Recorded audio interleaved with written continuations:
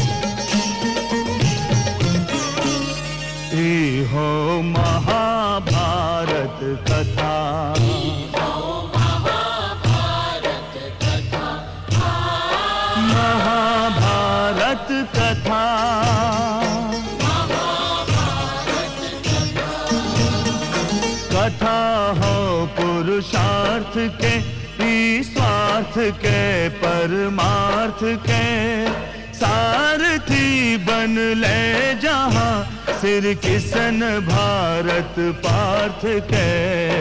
हर दिशा में शब्द गूंजन, साच सार्थक सर्वथा। हर दिशा में शब्द गूंजन।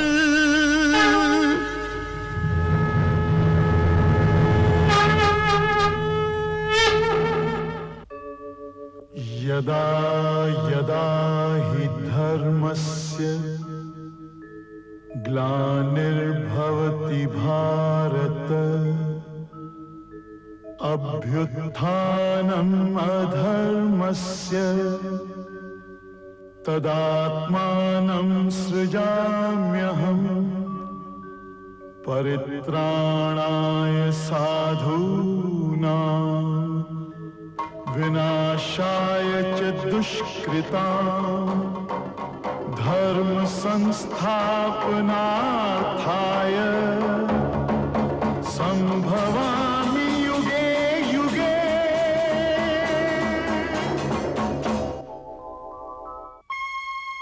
हम समय है आज तो हम हो देख के आश्चर्यचकित रह गइल बानी कि आपन आँख के तारा आपन आँख में कांटा बन के भी चुप सकेला।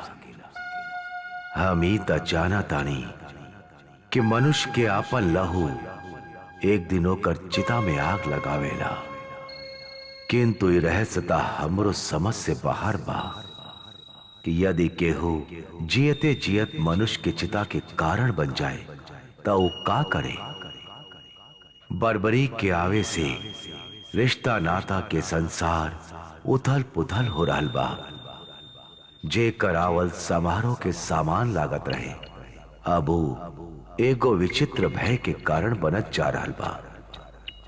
बर्बरी पांडव के जीवन के आधार बा, किंतु आज वह उनकर विनाश के कारण भी बन सकेला। रिश्ता नाता के डोर कुछ एक तरह उलझ गइल बा कि स्वयं हमहू ओकरा के नइखी सुलझा पा रहल। बर्बरी के कारण आज न खाली शक्ति के संतुलन डावाडोल हो रहल बा, बल्कि स्नेह, प्रेम, ममता और अपनापन के उस संसार भी डोल रहल बा जेकरा के मनुष्य बड़ा जतन से जन्म देवेला, पालेला, संजोएला। काहे कि बर्बरी केवल युद्ध के परिणाम के बदले के शक्ति ना रखेला, ओकरा पास त ऊ शक्ति बा जौन इतिहास के रूप भी बदल सकेला। वो आके रिश्ता, वचन, सिद्धांत और धर्म के परिभाषा ही बदल देले बा। और यदि हमरा इस संकट के कोनो अंत नइखे दिखाई दे, तब बेचारा दुर्योधन एकरा के कैसे देख सकेला। ओकर बुद्धि पेता अहंकार के पर्दा डाल रखले बा। तू नहीं जानत मित्र, जब हमरा के इंद्रप्रस्थ से गिरत देख के पांचाली के विषैला हंसी याद आवेला, और याद आवेला विष से भरल होकर कटाक्ष, अंधा के पुत्र अंधा, तो हमार नस में चिनकारी दौड़े लागेला, हमार लहू खौले लागेला, और ये विष हमार तन मन में फैल जाला।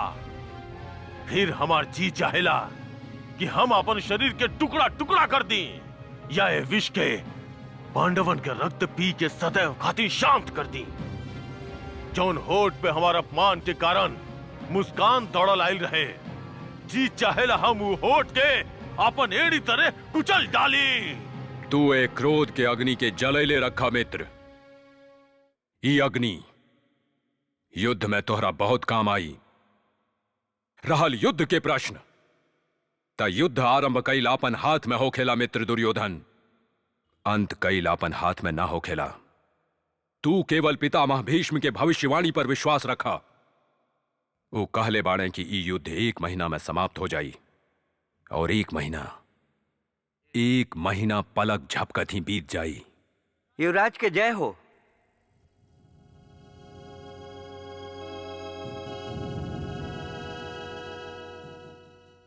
युवराज के जय हो। का बात बा द्वारपाल? महाराज आपके याद के लिए बड़े हैं, वो आपसे यही बखत मिलल चाहत बड़े हैं। हम अभी ऐनी मित्र।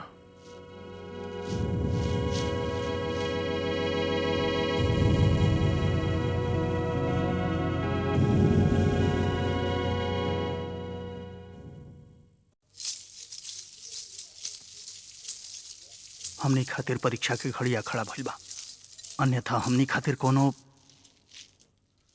प्रणाम पिताश्री। विजयी भव पुत्र, विजयी भव। प्रणाम काकाश्री। आयुष्मान भवा। आप हमरा के बोले नहीं पिताश्री? हाँ पुत्र, बात ही कुछ ऐसन बा कि तुरंत बुलावे पड़ल। का बात बा पिताश्री? पुत्र, अनुज विदुर के परामर्श बा कि यदि युद्ध के घोषणा अभी न कल जाए त उचित होगी। युद्ध के घोषणा ना कल जाए? परंतु युद्ध के घोषणा तो हो चुकल बा पिताश्री। तो फिर युद्ध के अभी रोक दिहल जाए। ये आप का कह रहल बानी पिताश्री? युद्ध के सब तैयारी हो चुकल बा। हमनी के सेना आक्रमण खातिर तैयार बा। हमनी के हर खड़क शत्रु के रक्त पिए खातिर व्याकुल हो रहल बा, और आप कह रहल बानी कि युद्ध के रोक दिहल जाए? यह संभव बा पिताश्री? काका श्री तो सदैव से ही पांडवन के पक्ष लेते आयल बाड़े, जबकि इनकरा ज्ञात होके के चाहिए कि हमनी के महामंत्री हमें, पांडवन के ना। हम केवल महामंत्री ही ना, तहार पिताश्री के छोट भाई भी हैं वत्स, तहार काकाश्री हैं। जौन पद हमरा मिलल बा हम मंगले ना रही, बल्कि हमरा के देल गइल बा, और जो नादर हम मांग रहल बानी, यदि ऊ हमरा ना मिलल तो हमरा यह पद से रुचि भी ना होखी। ये सब का है? छोड़ा ही सब बात के। समाचार के अनुसार परिस्थिति में भारी परिवर्तन आ गई बा। दूरदर्शिता यह कहेला वत्स कि युद्ध अभी भी ना कल जाए। अवश्य ही परामर्श श्री काका श्री ही दहले होकी हैं। कुछ लोग अपन कायरता के दूरदर्शिता के पर्दा के छिपावे के प्रयत्न करेले। परिस्थिति में कवन ऐसन परिवर्तन आ गइल बा पिताश्री? पांडवन के ऐसन कौन सा बल मिल गइल बा जिकरा कारण हमनी के साहस दूरदर्शिता के रूप धारण कर लेले बा? समाचार बा कि भीम के पौत्र बर्बरिक लौट आइल बा, और पांडवन के साथे मिलके हमनी के विरुद्ध रणभूमि में लड़े खातिर उतर रहल बा। मौरवी पुत्र बर्बरिक, वो नवजात शिशु पिताश्री? सुनले बानी ओकर पास ऐसन सिद्धि बा पुत्र, जेकरा कारण हमनी के पराजय निश्चित बा। ओकर शक्ति के पार पावल कठिन ही ना, असंभव बा। कुछ लोग अकारण ही हमनी के मनोबल तोड़ल चाहेले पिताश्री। संसार में ऐसन कोनो शक्ति नहीं है जौन हमनी के शक्ति के सामने टिक सके। कबो कबो अज्ञानता वरदान अवश्य बन गइल करेला वत्स। किंतु रहेला वो अज्ञानता ही। हमार ज्ञान के अपन अनुमान के तुला में तोले के प्रयत्न मत करिहा पुत्र, कभी मत करिहा।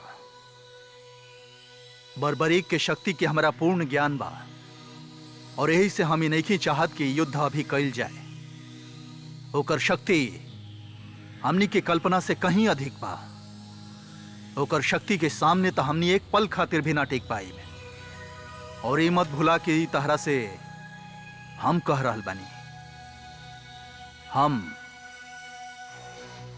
और तू इहो भली भांति जाना तड़ा कि कौनो शब्द हमार होठ पावे के साहस तब तक ना कर पावेला जब तक वो शब्द के सच्चाई हम पूरा तरह से अपन बुद्धि और अपन अनुभव के कसौटी पर नाप तोल ना ली, ओकरा के परख ना ली। बर्बरीक लोहा के एगो ऐसन चट्टान बा पुत्र, जेकरा से टकरा के स्वयं तो टूटल जा सकेला, बाकी ओकरा के तोड़ल नहीं जा सकत। आप शीघ्र ही भयभीत हो जाइले काकाश्री। बर्बरीक कितना भी शक्तिशाली काहे ना होके, परंतु हमनी के शक्ति ओकरा के रौंद के कुचल के आगे निकल जाई। दुर्योधन के केहू शक्ति के कोनो चिंता नहीं है। पुत्र, यदि तू हठ ना करता और पांडु पुत्र सबके 5 गांव दे देता, तब तो युद्ध के प्रश्न ही ना उठत रहे।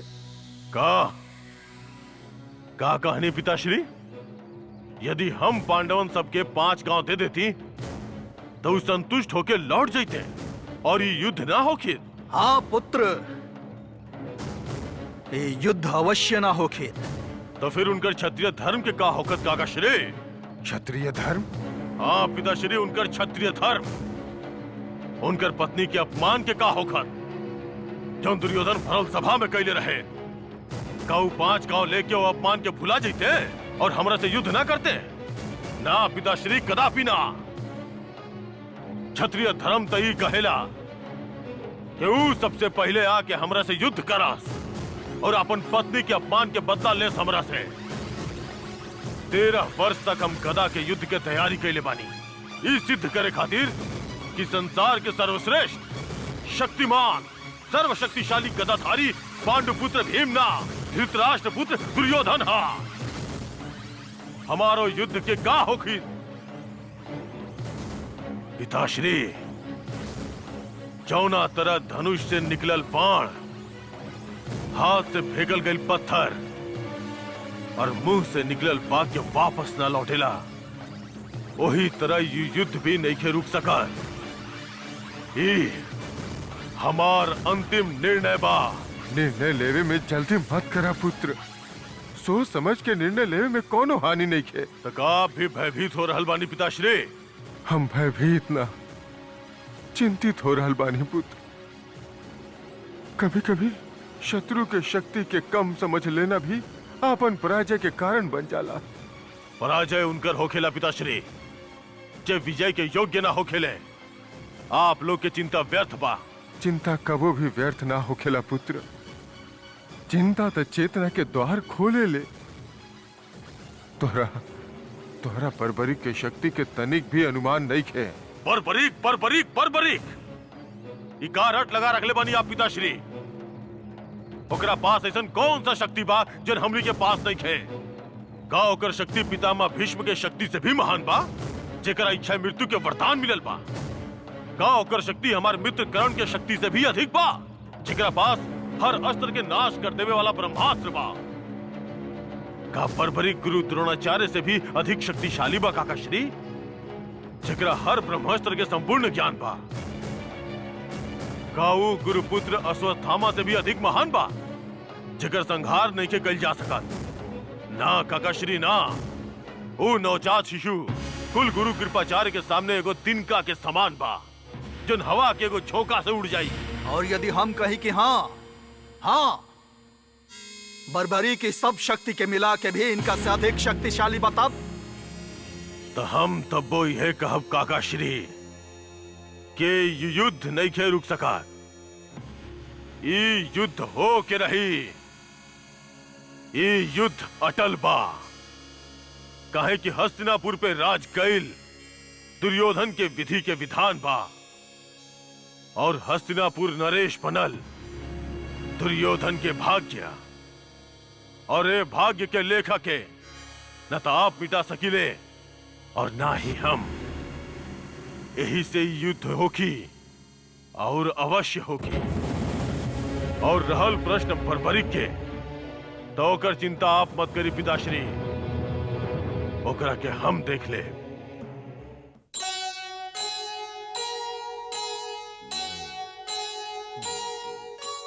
बर्बरीक के साथ है शक्ति असीम अपार, कांप रहा है आज तो रिश्तों का संसार, रिश्तों का संसार।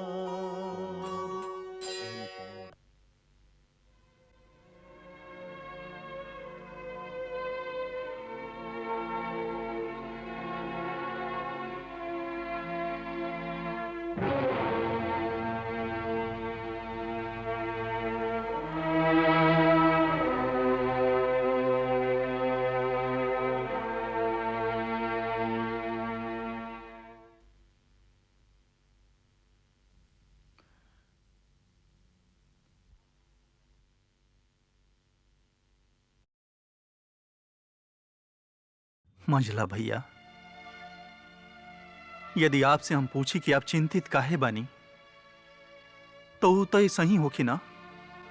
जैसे रात से केहू ये पूछे कि ओकर झोली में अंधकार के अतिरिक्त और कुछ काहे ना होखेला। बर्बरी के शक्ति हमनी सब खातिर गंभीर चिंता के विषय बन गइल बा।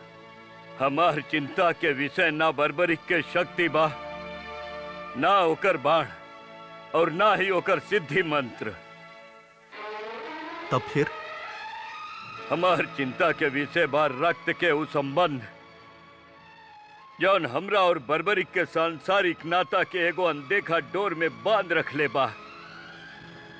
हमार चिंता के विषय ई बा कि लज्जा हमरे भाग्य में काहे आई। हमार पौत्र, हमार अंश, हमार अपन ही रक्त हमार परिवार खातिर सर्वनाश के कारण बन जाई। मंझला भैया, यदि दादा और पौत्र के नाता ही मात्र आपके चिंता के विषय बा, तो आप निश्चिंत हो जाएं। ये चिंता अपन मन से मिटा दी ही। कैसे मिटा दी? कई हमार वश में बा।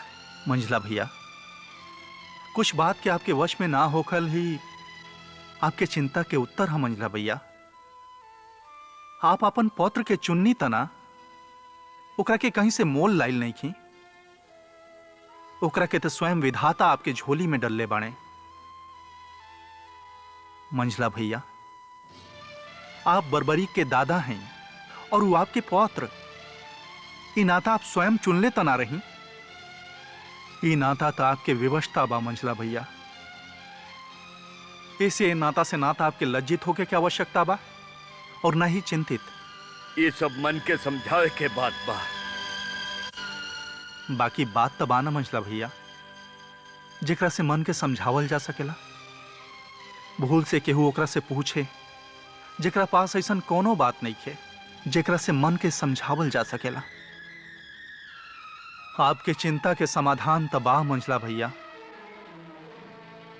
परंतु हमार चिंता तो प्राण लेवा बा, जेकर कोनो समाधान नहीं है, केहू के पास नहीं है। तहार चिंता? हाँ मंझला भैया, बर्बरीक जौन समस्या हमनी के सामने खड़ा कइले बा, ओकर समाधान केवल प्राण लेके या प्राण दे के ही हो सकेला। यदि केवल हम अपन प्राण दे के समस्या के समाधान कर सकती, तो हम बड़ा प्रसन्नता से अपन प्राण दे के समस्या के समाधान कर लेती।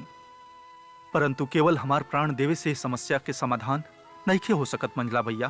तयकर का समाधान हो सकेला? केवल एक के समाधान रह जाता मंझला भैया, केवल एक, प्राण लेवे के समाधान। और यदि भाग्य अशुभ निर्णय ले ही ले लेबा, तो हम ये जानता नहीं कि भयंकर और दुर्भाग्यपूर्ण भार भी हमारे कंधा पर आई।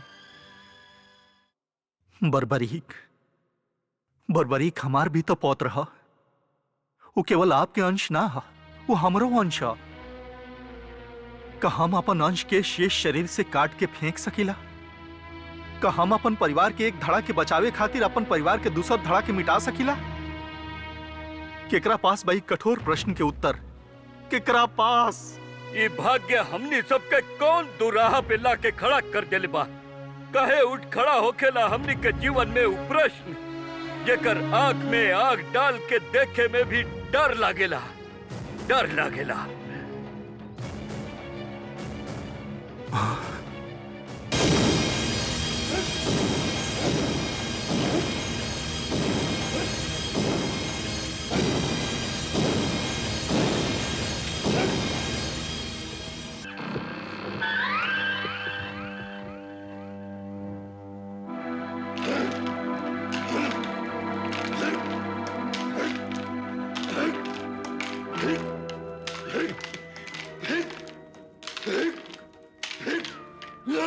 तू मूर्ख के मूर्ख ही रहबा बहन जा। मामा श्री, अरे ठीक ही तक कह रहल बानी। ये मूर्खता ना था और का हा कि तू अपन मानसिक कष्ट के शारीरिक अभ्यास द्वारा भुलावे के प्रयत्न कर रहल बाड़ा भांजा। अरे अरे मूर्ख, बर्बरी के गो बहुत महान संकट बन के आइल बा। ओकरा के ये प्रकार हवा में गदा घुमा घुमा के दूर नइखे कइल जा सकत। मामा श्री, हमरा कोनो संकट के कोनो चिंता नहीं खे। हम बर्बरी के दादा भीमसेन से लोहा लेवे खातिर शक्ति रखीले, तो फिर वो नवजात शिशु के शक्ति हमार शक्ति के सामने का टिकी? हमरा अपन भुजा बल पे विश्वास बा मामा श्री। केवल भुजा बल पे विश्वास मूर्खता के दूसर नाम है। बर्बरी के पास अद्भुत सिद्धि बा, उनका आगे तहार भुजा बल कौनो काम के नहीं खे। ये संकट के समाधान भुजा बल से ना भांजा, केवल बुद्धि बल से कइल जा सकेला। मामा श्री, लगता आपके षड्यंत्रकारी मस्तिष्क में कौनो नया षड्यंत्र जन्म ले रहल बा। आप कहल का चाहता नहीं? हम तो ये कहत रही कि बर्बरी के केवल नीति से मारल जा सकेला। युद्ध भूमि में ओकरा के मारल असंभव बा भांजा। ओकरा के तो केवल तब्बे मारल जा सकेला जब ओकरा पास ये सिद्धि ना होखे, जब वो अचेत होखे और जब वो बिल्कुल निहत्था होखे। मामा श्री, आप सदैव हमरा के छल और कपट के ही पाठ पढ़ोले बानी। आपके उकसैला पे हम कई गो ऐसन कार्य करे के पड़ल बा जेकर कारण हमार अंतरात्मा आज तक हमरा के कचोटत रहेले। हमरा आत्मग्लानि के ऐसन आभास होखेला कि हम पश्चाताप के अग्नि में जलल करीले। और लक्षागृह के घटना के याद करके हम आज भी लज्जित हो जाइले मामा श्री। लज्जित होखल पराजित होखे से कहीं अच्छा बा भांजा। लज्जा तो क्षण भर के भावना है, परंतु पराजय के दुख पूरा जीवन साथ ना छोड़ेला। तू युद्ध करे जा रहल बाड़ा भांजा, युद्ध। और युद्ध में केवल विजय होखेला या पराजय। और यदि तू युद्ध जीतल चाहताड़ तब बर्बरीक नामी संकट के अवसर पोते समाप्त कर डाल। ना मामा श्री, छिप के वार कइल हमार स्वाभिमान के अपमान बा। हम एगो वीर क्षत्रिय हैं मामा श्री, और हम वीरता और क्षत्रिय धर्म के परंपरा के कदापि नहीं की तोड़ सकत, कदापि नहीं की तोड़ सकत। फिर वह मूर्खता के बाद भांजा, वीरता उतने अच्छा होखेला जितना आवश्यक होखे। अनावश्यक वीरता मूर्खता के तीसरा पहचान है। मामा श्री, दुर्योधन कायर ना हा। दुर्योधन एगो वीर योद्धा हा। विजय और पराजय योद्धा के भाग्य के दूगो सितारा हो खेले, और योद्धा के जौन सितारा मिले वो वीर ही कहलायला मामा श्री। छल और कपट से जीते से तो मर गई अच्छा बा। ई कभी मत भूलिए भांजा इतिहास केवल ई याद रखेला कि विजय के कर भइल और पराजय के कर। वो ई कभी ना याद रखेला कि विजय छल से भइल कि पराजय ऐसे भइल कि हारे वाला अपन हाथ में परंपरा के पताका थमले रहे। भांजा, तहरा तो हस्तिनापुर के नरेश बने के बा, हैं? तहरा चक्रवर्ती सम्राट बने के बा। हमारे सब देखे तहरा अपन परंपरा के पैर तले या क्षत्रिय धर्म के पैर तले रौंदे के कोनो अधिकार नहीं है भांजा। तहरा युद्ध जीते के बा भांजा, और ये युद्ध के जीते के खातिर सबसे पहले तहरा बर्बरी के समाप्त करे के पड़ी। काहे कि एकरा बिना तू ई युद्ध नइखा जीत सकत। हाँ भांजा, बर्बरी के जहाँ भी निहत्था और अचेत पाओ ओकरा के उहे समाप्त कर डाला भांजा, ओकरा के उहे समाप्त कर डाला।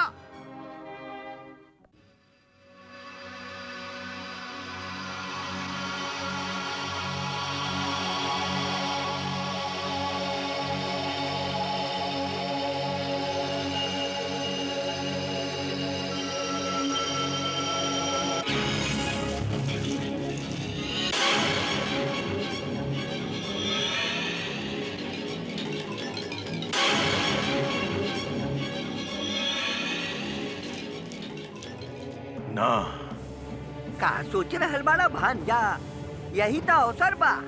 देखा, उ निहत्था भी बा और अचेत भी। अब जा जा एकर लाभ उठावा।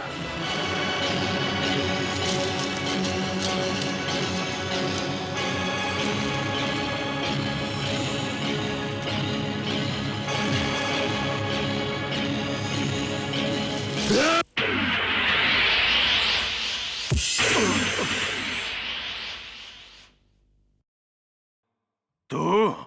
हाँ मित्र। तू हमरा के रोकला काहे मित्र?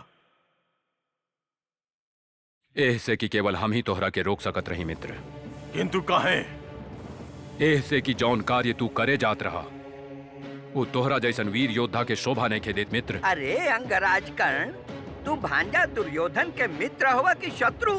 सदैव मूर्खता के बात काहे करेला? मामा श्री, आप बीच में ना बोलब। काहे कि हम अच्छा तरह जाना तानी कि यहो षड्यंत्र आप ही के रचल बा। किंतु अंगराज कर्ण, तू नइखा जानती के ह और हमनी खातिर कितना बड़ संकट खड़ा कर सकेला। हम केवल इतना जाना तानी दुशासन कि पूजा में मगन ये एगो निहत्था व्यक्ति बा और ए अवस्था में एकरा पर वार कइल क्षत्रिय परंपरा के पैर तले रौंदे के समान बा। ये अन्याय ना, घोर पाप बा। युद्ध में धर्म अधर्म ना, विजय और पराजय के प्रश्न होखेला और विजय पावे खातिर उचित अनुचित के ध्यान ना रखल जाला मित्र। तू का समझताड़ा? यदि पांडव हमरा के निहत्था पई है तो काऊ हमरा के छोड़ दी है? मित्र दुर्योधन, हम ही नहीं की जानत कि पांडव का करिए, परंतु ई हम अच्छा तरह जाना तानी कि हमार आदर्श मित्र के का करे के चाहिए। तू कौनो साधारण व्यक्ति ना हवा मित्र। तू तो हस्तिनापुर के युवराज हवा, काल के होखे वाला सम्राट हवा और हम ही कदाचित न चाहब कि आवे वाला समय के इतिहासकार ही लिखे कि महान कौरव सम्राट अपन साम्राज्य के नींव एगो पूजा में लीन निहत्था व्यक्ति के शव पर रखलस। यदि हम तोहरा के ये नीच कार्य कर लेवे देती तो ये बात के लेके शायद हम जीवन भर अपना आप के क्षमा न कर पाती मित्र कि हम मित्रता के धर्म ना निभैनी। तू एकर शक्ति से परिचित नइखा अंगराज। एकरा तब्बे मारल जा सकेला जब यह अचेत और निहत्था होखे। ये ठीक कह रहल बाड़े अंगराज कर्ण। प्रणाम दादा श्री दुर्योधन, प्रणाम गंधार नरेश, प्रणाम दादा श्री दुशासन, प्रणाम महारथी कर्ण।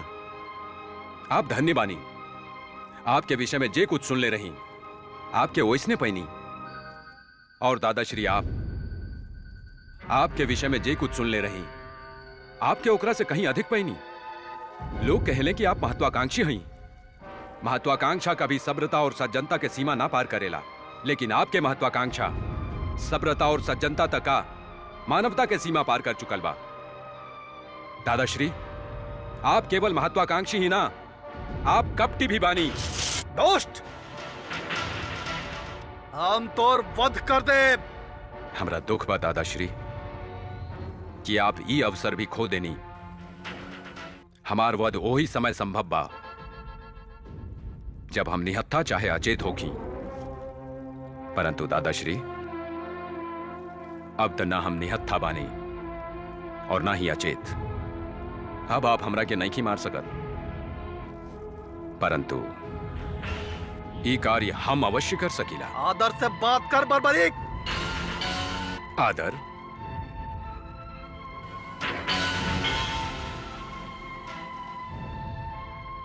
एगो कपटी के आदर, एगो कायर के आदर,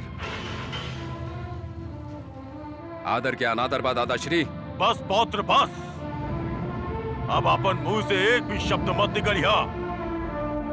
अब तक तुझे भी कुछ कहला, हम ओकरा के सुन के पी गईनी केवल ऐसे कि हम अपन अंतरात्मा के नकार के तोहरा पे छिप के कपट से वार करे के जघन्य अपराध कैले रही। अन्यथा महाबली के सौगंध, दुर्योधन के कायर कहे वाला अपन जीवन के दूसर दिन ना देख पावेला पौत्र। हम तोरा के क्षमा कैले बानी तो केवल ऐसे कि हमरा अपन भूल के आभास हो गइल बा, परंतु आज हम तोरा के वचन देतानी बर्बरीक कि रणभूमि में हमरा साथे वीर गति के प्राप्त होखे वाला पहला व्यक्ति तू होबा। तो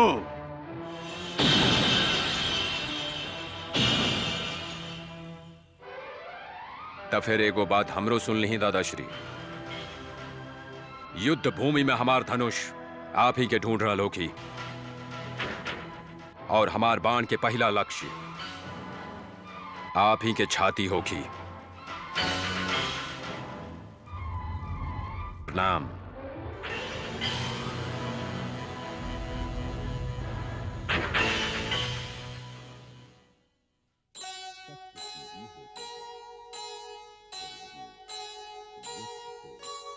बल से बल टकरा गया, लड़ी आन से आन,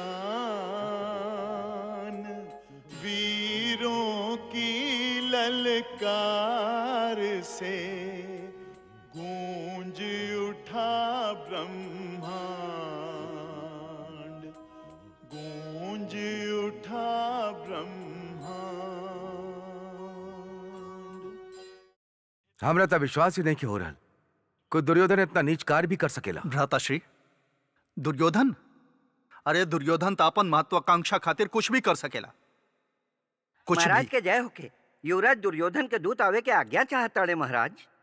दुर्योधन के दूत वो यहाँ का करे आइल बा? आ गया बा।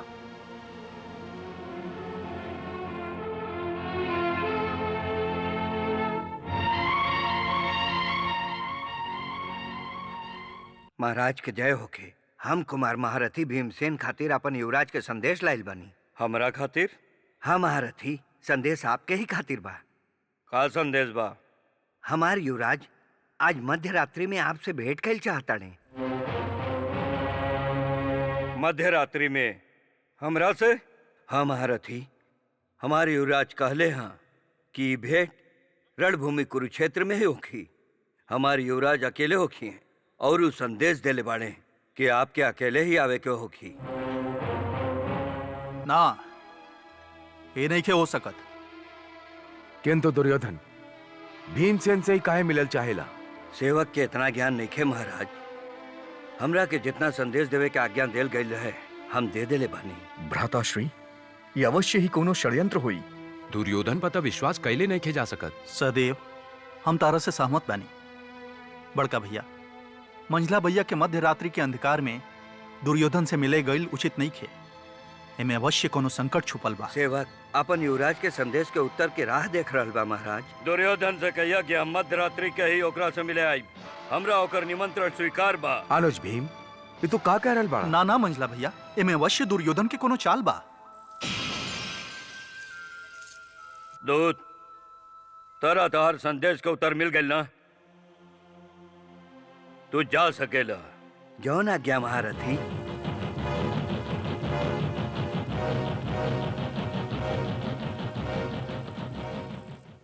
अनुज भीम, हम तरह का रोक तो नहीं सकत, परंतु तू जानबूझ के संकट के मुंह में काहे जा रहल बाड़ा? हमरा एकर कौनो चिंता नहीं के भ्राताश्री।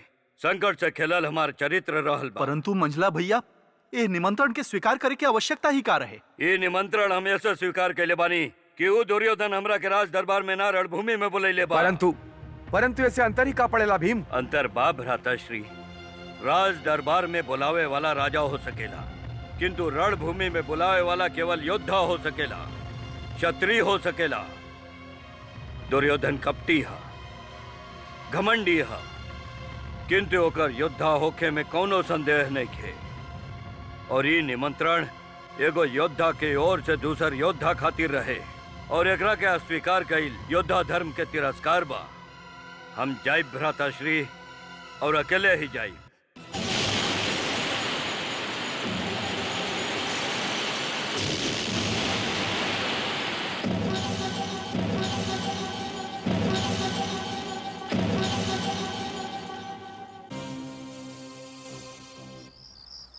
ईला भीम, हमार खड़ग। कहे हम एकरा के लेके का करब? हम तोहरा के अवसर दिहल चाहतनी भीम कि युद्ध आरंभ होके से पहले ही तू ओकरा के समाप्त कर दा। का कहल चाहताड़ा? खुल के कहा। हम सीधा बात करेला और सीधा बात ही समझ पाइला। युद्ध न होके एकर केवल दुई गो उपाय बा। एक तई कि हम तू पांचों पांडव के वध कर दी, और दूसरी कि तू पांचों पांडव मिल के हमार वध कर दा। यदि युद्ध भइल तो यह दूगो बात में से कोनो एगो बात होगी, परंतु हम चाहतानी कि तू आज दूसरा रास्ता चुन ला और हमरे के समाप्त कर दा। ईला हमार कटार भीम, और हमार वध कर दा। हमरा अपन आंख और कान पे विश्वास नहीं हो रहा। सदैव घमंड से तनल सर आज नम्रता से झुकल दिखाई दे रहल बा, और ऊ आंख जेकरा में केवल द्वेष और घृणा के चिंगारी निकलत रहे आज पश्चाताप के भीगापन दिखाई दे रहल बा, और ऊ मुंह जेकरा में व्यंग के विष में भुनल बाण निकलत रहे आज ओकरा में अश्रु के भींगल बात निकल रहल बा। दुर्योधन, कहीं यह परिवर्तन के पीछे कोनो षड्यंत्र तो नहीं खे? ना भीम, ये परिवर्तन एगो योद्धा की ऐसन भूल के परिणाम बा जौन क्षत्रिय स्वाभिमान के लहू लुहान कैले बा, मर्यादा के उल्लंघन कैले बा, क्षत्रिय परंपरा के अपमान कैले बा। हम एगो घोर अपराध कैले बानी भीम, घोर अपराध कैले बानी। केवल एगो अपराध? हाँ, केवल एगो अपराध। काहे कि यह अपराध के अतिरिक्त हम अपन कोनो कार्य से लज्जित नहीं छी। ऐसन कौन सा अपराध कैले बाड़ा तू जगरा पे तहरा जैसन कठोर और निर्दयी भी लज्जा के अनुभव कर रहल बा? हम तोहार पौत्र के अपराधी बानी भीम। बर्बरिक के का कैले बाड़ा तू ओकरा साथे? हम क्षत्रिय धर्म के भुला के बर्बरी के अचेत अवस्था में जब वो निहत्था रहे मारे के प्रयत्न कैनी। हम पाप कैले बानी भीमसेन, परंतु हमार स्वाभिमान हमरा के पाप खातिर तोहार पौत्र से क्षमा मांगे के अनुमति नहीं खे देत। किंतु यदि तू हमार सर धड़ से अलग कर दा तो हमार पाप के प्रायश्चित हो सकेला। यही से हम तोहरा के रात्रि के अंधकार में यहाँ अकेले बुलौले बानी। अंतरात्मा के पुकार सुन के स्वयं में लज्जित भइल भी अपना आप में एगो दंड है दुर्योधन, और ये दंड तहरा मिल चुकल बा। हम तहरा के और दंड ना दे। हम तहार वध आज ना करब, ऐसे ना कि हम तहार वध कैल नहीं की चाहत। हम तहरा के रणभूमि में युद्ध करके मारब, कहे के ये हमार परम इच्छा बा और हमार प्रतिज्ञा बा। यदि आज तहरा के मारब तो ऐसन दुर्योधन के मारब जौन नम्र बा, लज्जित बा, अपने पाप के आभास से पीड़ित बा। हम तो वो दुर्योधन के वध करब जौन घमंडी है, पापी है और अहंकारी है। हमार पौत्र खातिर कईल गईल अपराध खातिर हम तहरा के ओकर ओर से क्षमा करतानी। और यदि हमार पौत्र आवेश में आके तहार कोनो अनादर कैले बा तो हम ओकरो खातिर क्षमा मांगतानी। परंतु दुर्योधन, हम तहरा के पंचाली के अपमान खातिर कभी क्षमा ना करब। तहरा लहू से अपन प्यास अवश्य बुझाई और ये कार्य ये अंधकार और सन्नाटा में ना होखी, दिन का उजाला और रणभूमि के शोर में होखी। रुक जा भीमसेन। अब हमनी के भेंट ओ समय होगी जब हमनी रणभूमि में एक दूसरे के सामने होखब। हमनी के भेंट रणभूमि में अवश्य होगी भीमसेन। हम तोहार आभारी बानी कि तू हमरा के हमार मानसिक बोझ से मुक्त कर देला। किंतु एक बात याद रखिए भीमसेन, जौन दुर्योधन के अपन पाप खातिर अपन शीश भेंट कर सकेला, उहे दुर्योधन रणभूमि में अपन शत्रु के शीश धड़ से अलग करे में कदापि संकोच ना करी, कदापि संकोच ना करी।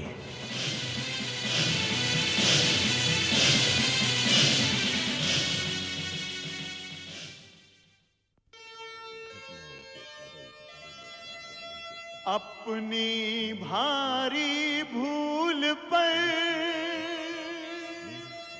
उठे जो मन में पीर,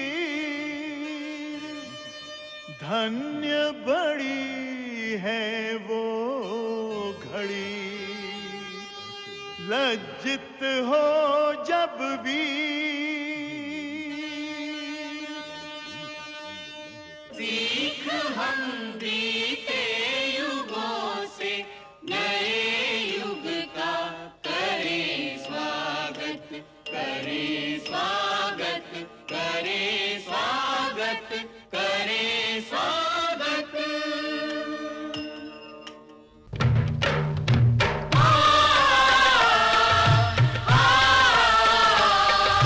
भारत कहो कहानी सदियन से भी पुरानी,